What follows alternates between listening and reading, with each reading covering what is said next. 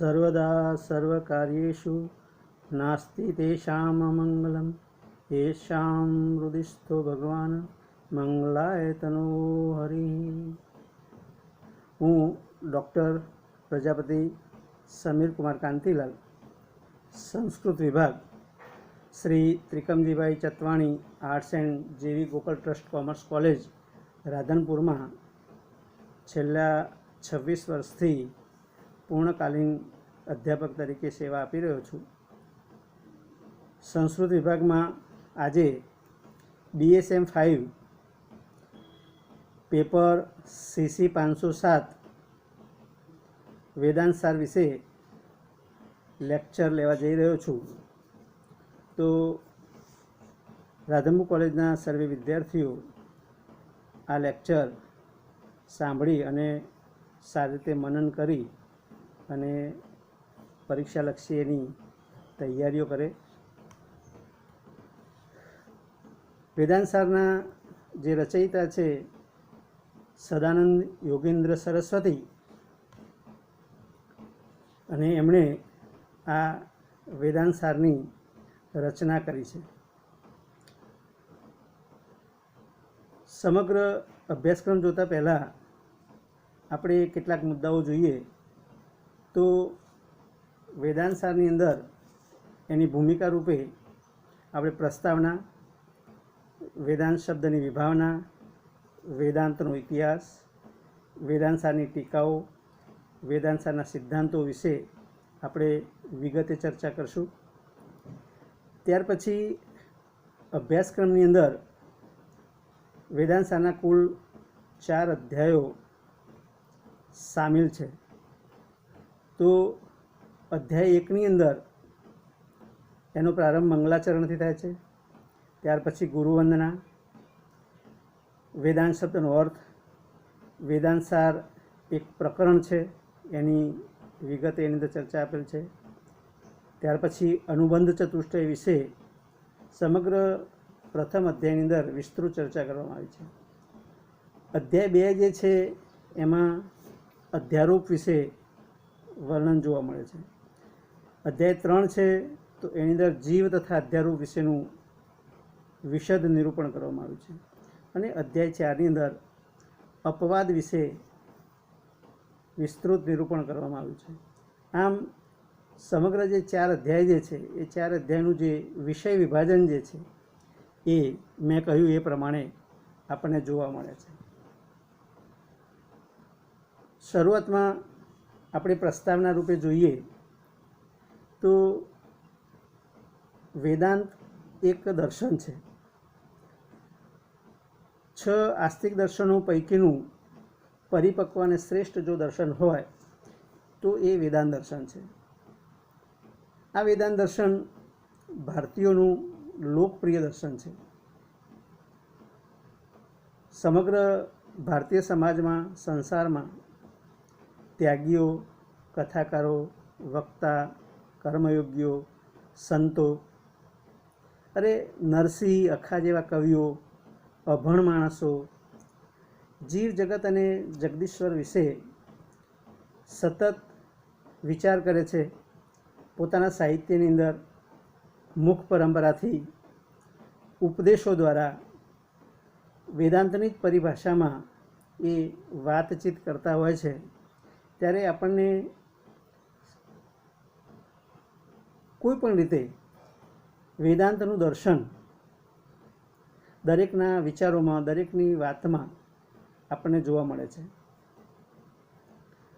તો ભારતીય સમાજના દરેક પ્રકારના વ્યક્તિઓએ વેદાંત દર્શનનો પ્રચાર અને પ્રસાર પોતાની સમજણ કે અસમજણથી સહજ રીતે વ્યક્ત કરી દીધો છે। તો આવા વેદાંત દર્શનનું સામાન્ય આમ જનતામાં ઘર ઘર સુધી આના સિદ્ધાંતો કેવી રીતે જાય, સામાન્ય માણસ એને કેવી રીતે સમજી શકે, એ દૃષ્ટિએ સદાનંદ યોગેન્દ્ર સરસ્વતીજીએ વેદાંત દર્શનના જે સિદ્ધાંતો જે છે એ સિદ્ધાંતોનું સંકલન કરીને એને સાર રૂપે, વેદાંત સાર રૂપે એક પ્રકરણ ગ્રંથની રચના કરી છે.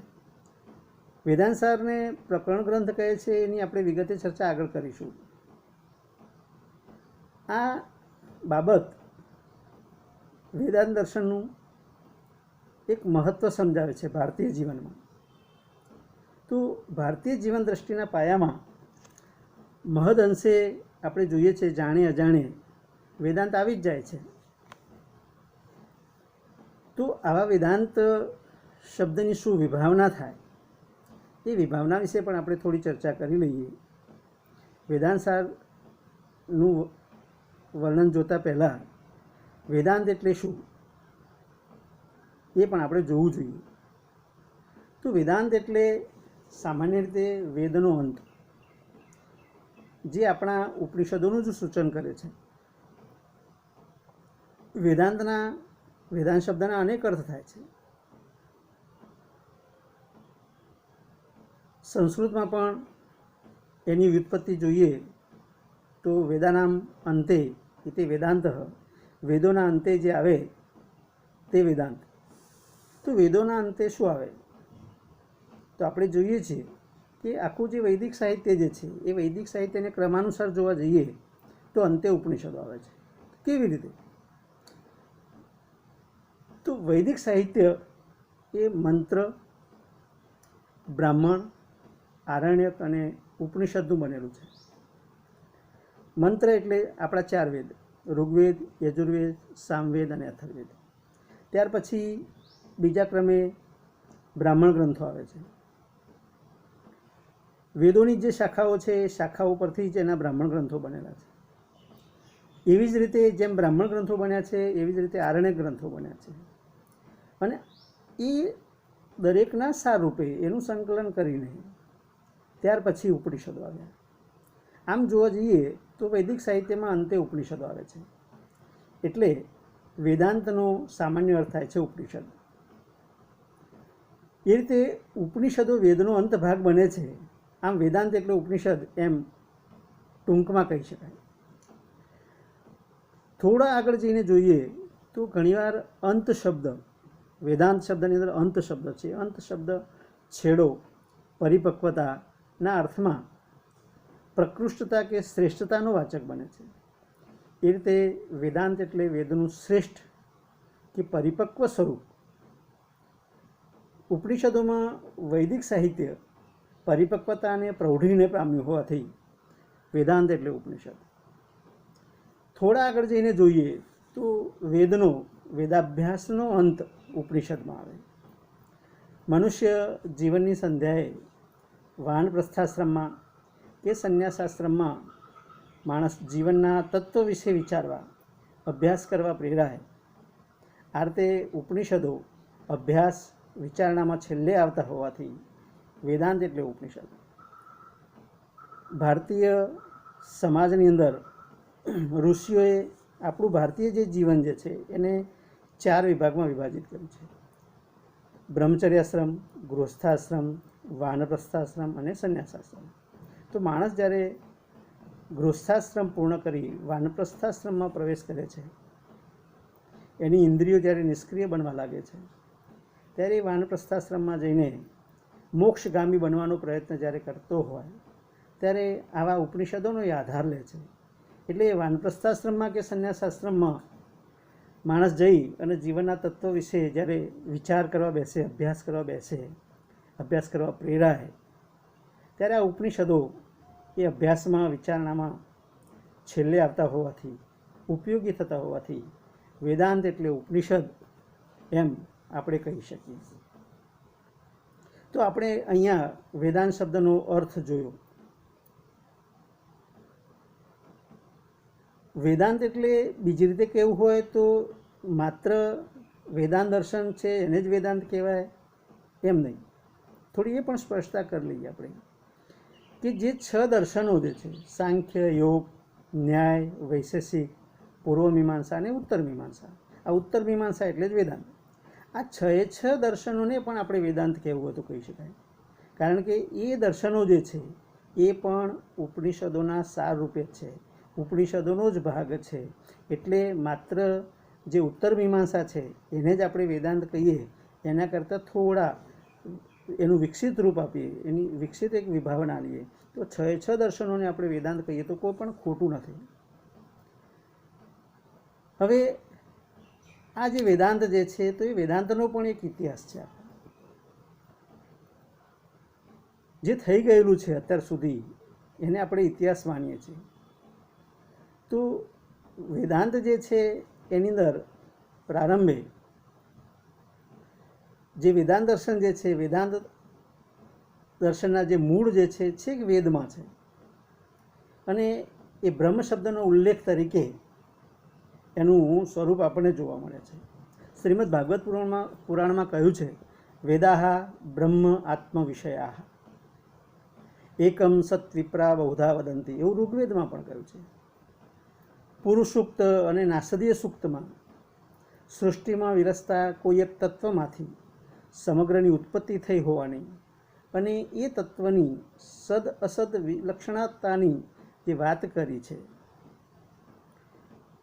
એ તદુપરાંત ઈશાવાસ્યમિદમ સર્વમ ઈશોપનિષદમાં કહ્યું છે. તો અર્થે વેદાંતની જે મૂળ વાત જે છે જેમાં બ્રહ્મ શબ્દનો ઉલ્લેખ છે.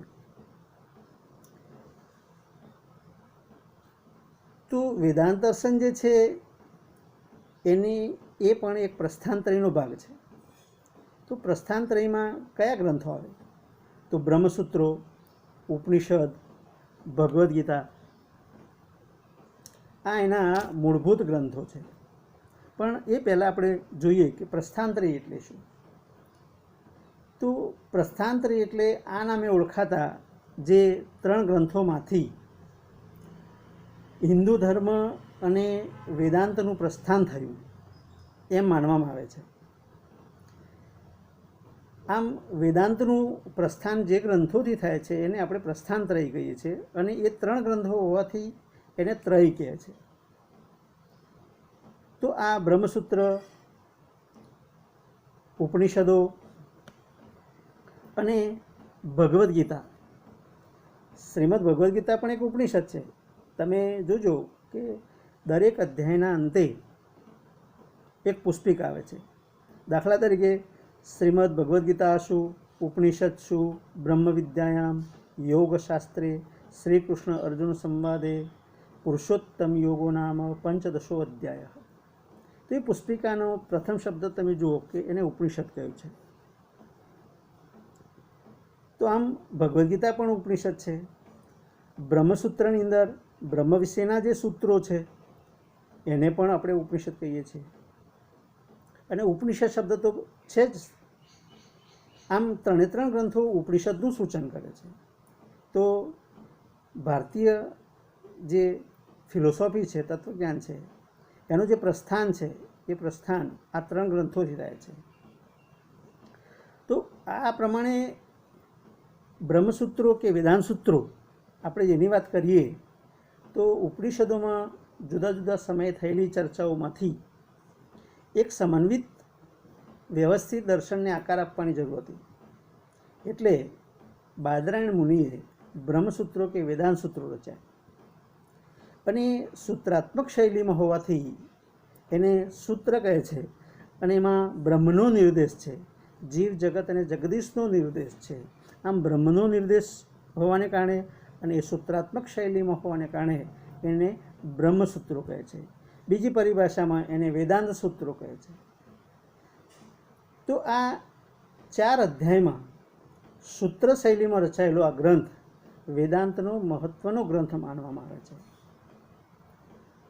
સૂત્રાત્મક શૈલી એટલે કે જેની અંદર સ્વલ્પાક્ષર, અલ્પ અક્ષરો, સ્વલ્પાક્ષર સૂત્રોને કારણે સંકોડીને ગોઠવેલ હોવાથી અસ્પષ્ટ થઈ પડે છે, સમજવામાં મુશ્કેલ પડે છે, અઘરું પડે છે.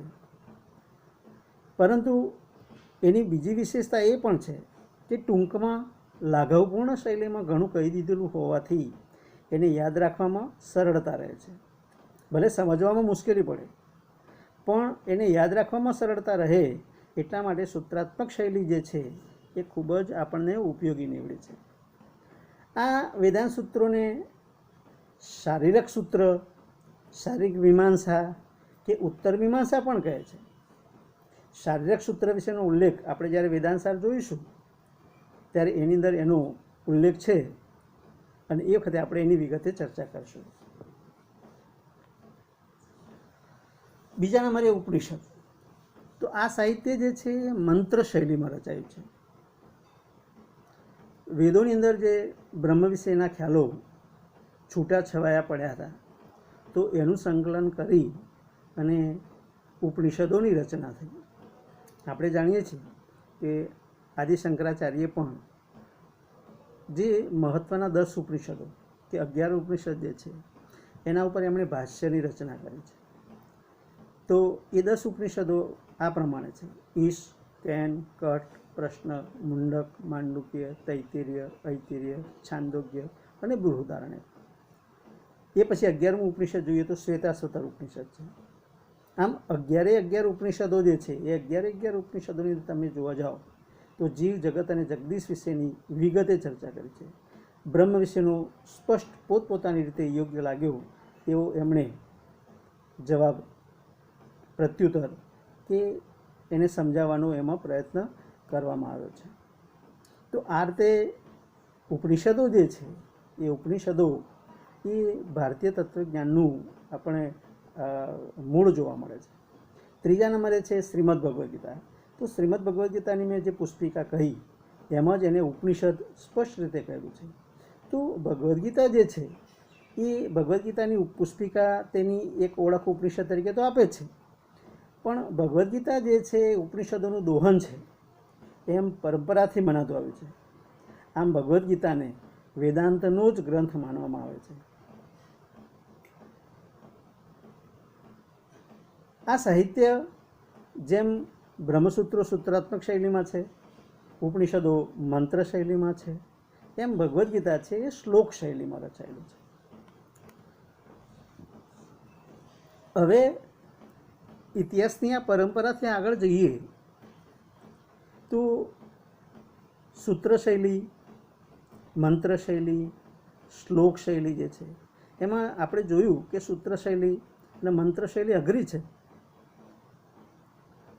એમાં સંકોડીને જે તત્વજ્ઞાન ઠસોઠસ ભર્યું છે તો એને વ્યાપક જીવનની અંદર લઈ જવા માટે આપણા સાહિત્યકારોએ, આપણા ઋષિઓએ, આપણા તત્વજ્ઞાનીઓએ ખૂબ જ પરિશ્રમ કર્યો છે. અને એ પરિશ્રમના ભાગરૂપે આ સંકોડાઈ ગયેલા વેદાંત તત્વને વિસ્તૃત કરવા એના પછી જે આચાર્યો થઈ ગયા એ આચાર્યોએ એના પર ભાષ્યની રચના કરી. ભાષ્ય એટલે આપણે સમજીએ છીએ કે ટીકા. ટીકા કરી એટલે કોઈ જેમ વ્યક્તિની આપણે નિંદા કરીએ છીએ એવી નિંદા નહીં, પણ એક સરસ વિસ્તૃત એનું એક વિવેચન કરવું, એને વિસ્તારીને વિશદ રીતે સહજતાથી, સરળતાથી કહેવું, એને આપણે ભાષ્ય કહીએ છીએ. તો આ માટેનો પરિશ્રમ તમે જુઓ તો આદિ શંકરાચાર્ય જેમણે શાંકર ભાષ્યની રચના કરી આ માટે. ત્યાર પછી ભક્તિ માર્ગ વ્યાપક બન્યો. જ્ઞાન માર્ગી જે શંકરાચાર્ય હતા એનાથી આગળ જઈને ભક્તિ માર્ગનું આપણને દર્શન જોવા મળે છે. ભક્તિ માર્ગ વ્યાપક બન્યો તો એમાં રામાનુજાચાર્ય કે જેમણે શ્રી ભાષ્યની રચના કરી. એ જ રીતે એના પછી આગળ જઈએ તો વલ્લભાચાર્ય જે છે જેમણે અણુભાષ્યની રચના કરી. એવા જ અન્ય આચાર્યોમાં મધ્વાચાર્ય આવે, નિમ્બાર્કાચાર્ય આવે. આ બધાએ જ તમે જુઓ કે આ વેદાંત દર્શન ઉપર પોતાના ભાષ્યોની રચના કરી છે. અને એમણે દરેકે પોતપોતાનો એક સરસ સુંદર પોતાની યથામતી એક મત પણ એમણે રજૂ કર્યો છે, સ્પષ્ટ મત રજૂ કર્યો છે. તો વેદાંત સૂત્રોમાં આચાર્યોને પોતપોતાના મત મુજબનો અર્થ જે દેખાયો એમાં શંકરાચાર્ય જે છે એ શંકરાચાર્યએ કેવલાદ્વૈત, કેવલ અદ્વૈતનો સિદ્ધાંત એમાં પ્રસ્થાપિત કર્યો છે. રામાનુજાચાર્ય જોઈએ તો વિશિષ્ટાદ્વૈતનો સિદ્ધાંત એમણે રજૂ કર્યો છે. વલ્લભાચાર્ય જોઈએ તો એમણે શુદ્ધાદ્વૈતનો સિદ્ધાંત રજૂ કર્યો. નિમ્બાર્કાચાર્યે દ્વૈત અદ્વૈત, દ્વૈતાદ્વૈત એવો સિદ્ધાંત રજૂ કર્યો. અને મધ્વાચાર્ય છે જેમણે દ્વૈતવાદ આપ્યો. આ જે સિદ્ધાંતો જે છે એને આપણે હવે પછીના લેક્ચરની અંદર વિગતે દરેક સિદ્ધાંતનું આપણે વિસ્તૃત નિરૂપણ જોઈશું. અસ્તુ.